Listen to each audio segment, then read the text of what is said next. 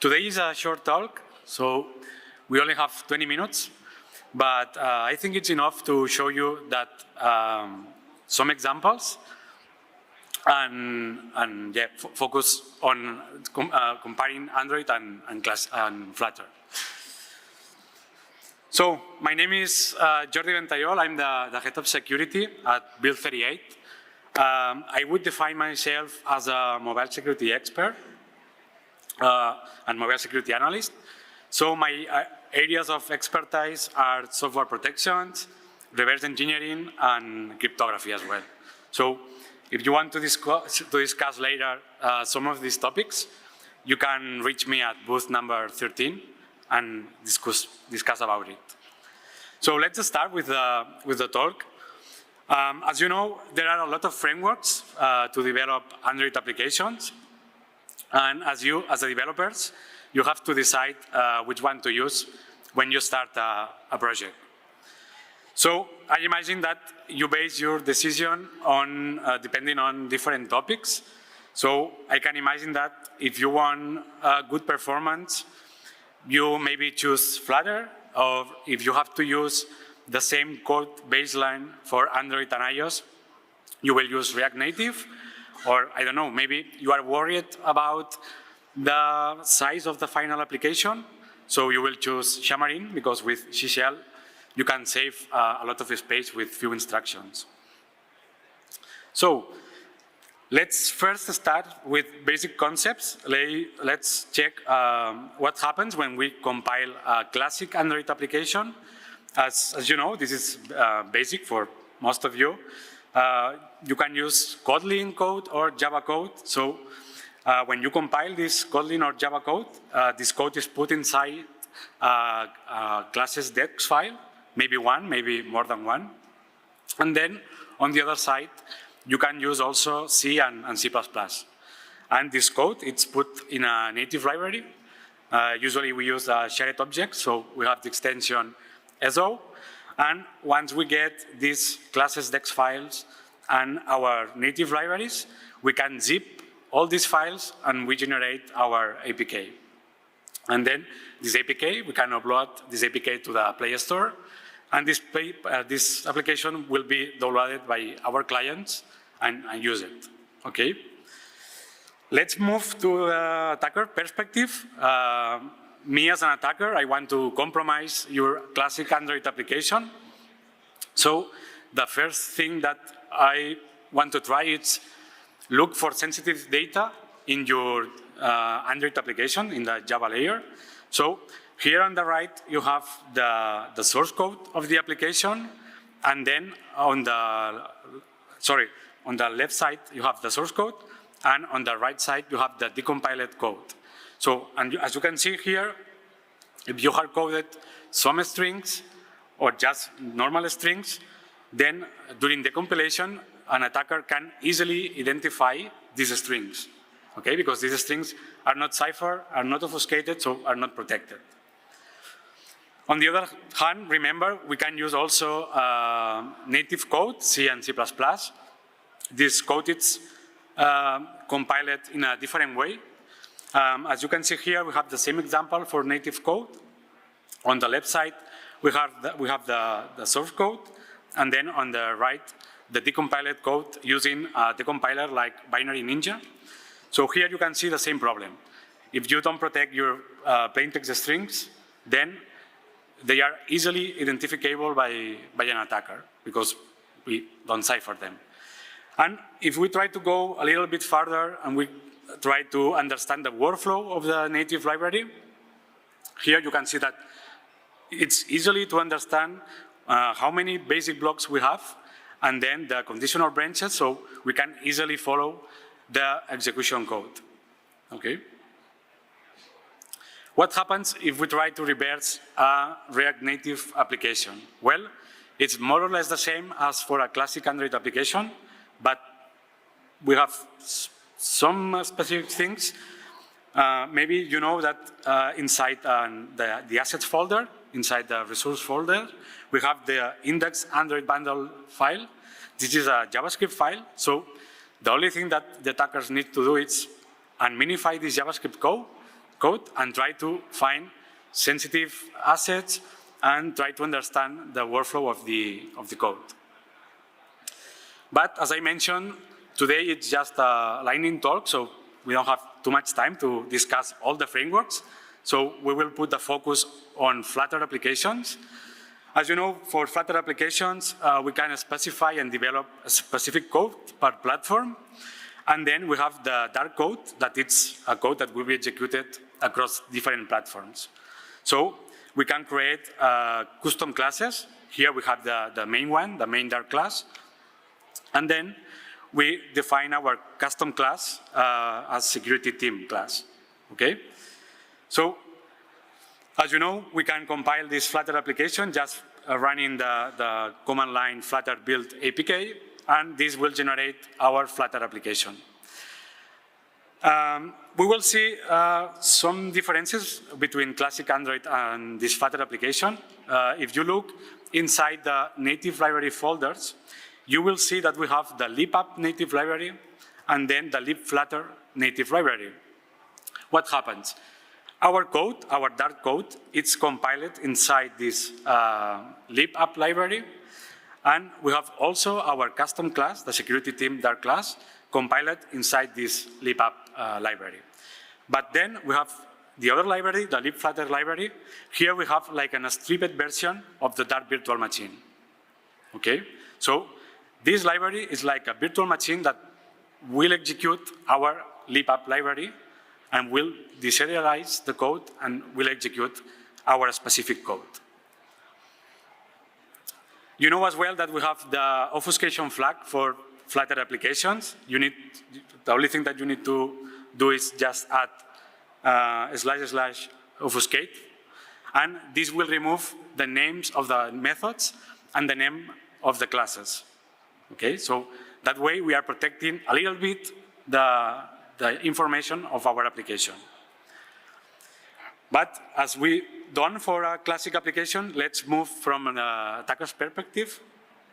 Here on the left, you have also our source code, and then the attacker, the first thing that they will try to do is the information gathering, try to get as much information as possible from our application. So one thing that they could do is just run the strings command to get the plaintext strings. And here, you can see inside the yellow boxes, you have the strings that we define in our source code. And then inside the green boxes, you have the names of the methods and the names of the classes. But remember that we can use the obfuscation flag. So let's see what happens if we use this flag and then try to do the same strings command. Here you can see that we cannot see now the name of the methods, neither the name of the classes, but our plaintext strings are still remaining in the compilation code, in the compiled code, sorry.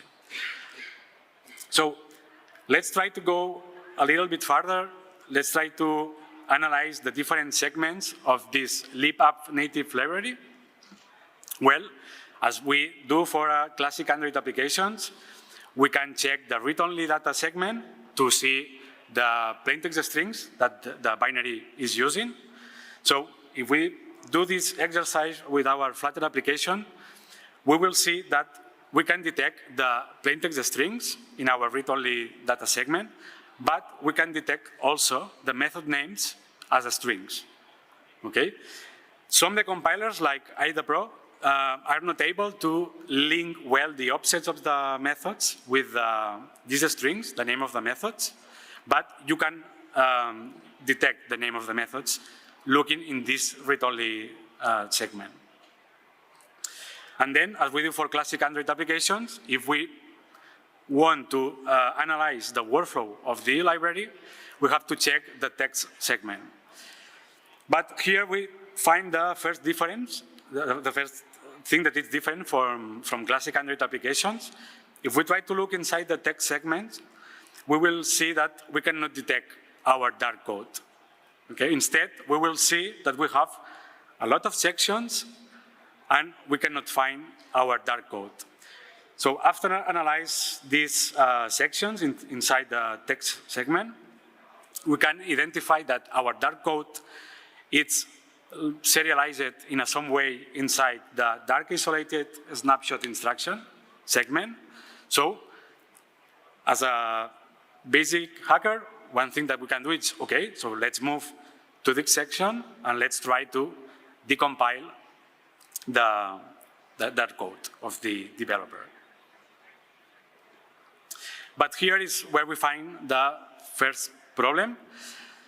As I mentioned, with classic Android applications, you can take a native library, you can use a decompiler like Ada Pro or Binary Ninja or Ghidra, and the decompiler will decompile well the code, because obviously the native library is compiled in ARM64 or x86-64, so it's a standard calling convention, to say it in some way. But with Flutter, we have like a free obfuscation feature. And this feature is like some kind of workflow obfuscation. Why? As I mentioned before, we have these two native libraries, and the virtual machine that it's compiled inside this libflutter library will execute the libapp code. But this libapp code is not in a standard calling convention. As you know, Flutter uses a custom heap, use a custom stack. So some of the compilers, most of them, like Ada Pro, the last version 8.3, they are not able to deserialize the code in a good way, okay? So, well, we noticed that we have this free obfuscation feature with Flutter that we don't have with classic Android. So we try to find the typical approach to attack the Flutter applications. So we have one clear thing for Flutter applications. We have our libapp native library with a complex structure, and this code is serialized because, as I mentioned, the dark code uses custom heap and custom stack. So, well, what the attackers are doing to attack our Flutter applications, so they are using, as always, they try to find the easy way to compromise our application. So instead of put me to reversing and trying to figure it out how Flutter is serializing the code, we can take an easy strategy and it's use just the libflutter library, but in a tampered way. What does it mean? We can take the libflutter source code, we can inject some malicious code to the virtual machine and take advantage of this malicious code to disclose some sensitive data and to inject, for instance, proxies in the net functions. So that way I can disclose the parameters of the functions, and I can identify some offsets of the code, and then I can use FRIDA and runtime instrumentation frameworks to attack the Flutter application in the same way that I do for classic Android applications. So at this point, we can get some conclusions. The first one is, from the attacker's perspective, Flutter offers a very basic obfuscation of data. So yeah, it's true. With Flutter, we can hide the name of the methods, we can hide the name of the classes, but obviously this is not enough, for instance, for a banking application. So we know that we have a lack of workflow obfuscation and string obfuscation, as we saw in the first slides.